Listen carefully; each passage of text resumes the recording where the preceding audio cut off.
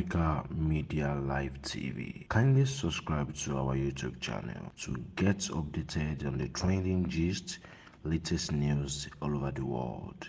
Like our page, subscribe, and share with friends. Thank you.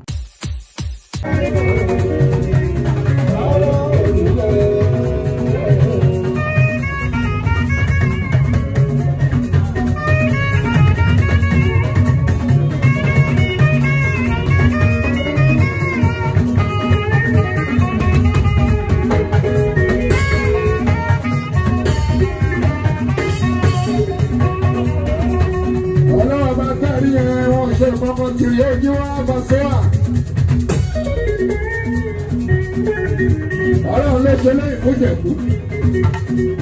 Ọlọ́run tó ti ṣe Jẹ̀bú ojú wa. Àwọn kádé ó ti ṣe àwọn ọmọ síwájú. Ó lè sì tún pọ̀ lọ́dọ̀ Ọlọ́run bàbá so. Ó ti máa ṣe àwọn ẹlòmíì. Orí pọ̀ lọ́dọ̀ Ọlọ́run bá jí wá. Ìwọ tó bá ṣe tiẹ̀ fún mi ò dúpẹ́. Ó ti ṣe báwọn kan kó tó pọ̀ wọn máa so.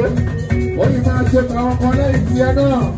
Ìwọ tó bá ṣe fún mi kó dúpẹ́ ogún ló lábàá nàbì àlàbí rẹ lọ. Àpọ̀kadé ìjẹ́bú.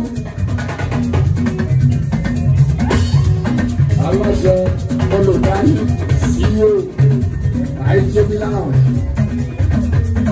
Ìyẹn nílé iṣan nílẹ̀ yìí o. Nílé iṣan ló kù sí ìjà. Ìfẹ́ láwọn yóò wà lábí ó láwọn bàbá. 24th of October. Ọjọ́ kẹrìnlélógún oṣù kẹwàá. Ìyá 2025. Àbẹ̀lá ìjẹ́bí láwọn. Ìyẹn nílùú ìṣọ̀jú wa. Ọ̀dọ̀ àmọ̀kadé. Ìjẹ̀bú tó ń ṣe tíátà. Òun ló ní bí ojú wa lálábàgàmì àlàbí lójú ọjọ́ ìlú wa. Ọmọ tó lè àṣùwà ni.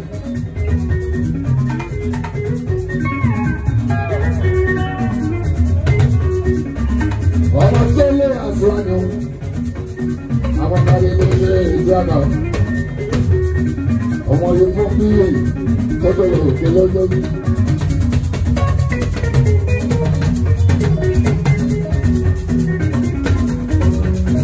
Láàbí ọ̀rẹ́ ìmọ̀lẹ̀. Lábàgà yóò lórí àlàbí ọmọ yìí. Ẹnjí wa, òun tẹ́ ẹ bá fẹ́ là máa fún yín bàbá. Òun tẹ́ ẹ bá fẹ́ ṣojú wa là máa ṣojú wa. Ẹnjí wa mo mọ̀ pé dáadáa lẹ máa ní ṣe máa sọ. Òun tẹ́ ẹ bá fẹ́ ni mo fẹ́. Èyí tẹ́ fẹ́, èmi kò kọ́. Lórí tí bá fẹ́ lẹ́yìn kankan fẹ́, ètò mi tó bá kọ̀, èyí tó ní máa bá mi kọ́ ní yíwá. Ọlọ́run ọba ló láṣẹ ẹ máa so. Ẹni ẹ ló fẹ́, lèèyàn fẹ́ yíwá. Òun tá a fẹ́ ni kó lọ́wọ́ ṣe fún wa yíwá. Ìta àfẹ́ okú ló lọ́ọ́ bá kàmì àlọ́bí rẹ lọ. Ọlọ́run bá lé dànù, ajúbọ̀lẹ̀ ara àbá ẹ̀ka ìwà àṣẹgbọ́n. Tẹ́tù sẹ́rí yẹn, òun jẹ́ra àtúrà. Òun tá a fẹ́ ká ní àkọ́kọ́. Èyí tó bẹ̀rẹ̀ lẹ́ẹ̀kejì o. Èyí kẹta dúró ẹni bá tọ̀ tó wà o. Nígbà tí wà ní gbogbo ìyọ̀gbọ́. Èyí tí bẹ̀rẹ̀ kó má ṣe dáadáa mi. Gbogbo tí mo fẹ́ fẹ́ràn ọlọ́mọ ṣe mọ́ mi. Àmì. Àní gbogbo ọbẹ̀ tí bá a lọ́wọ́ sí ọ̀hún.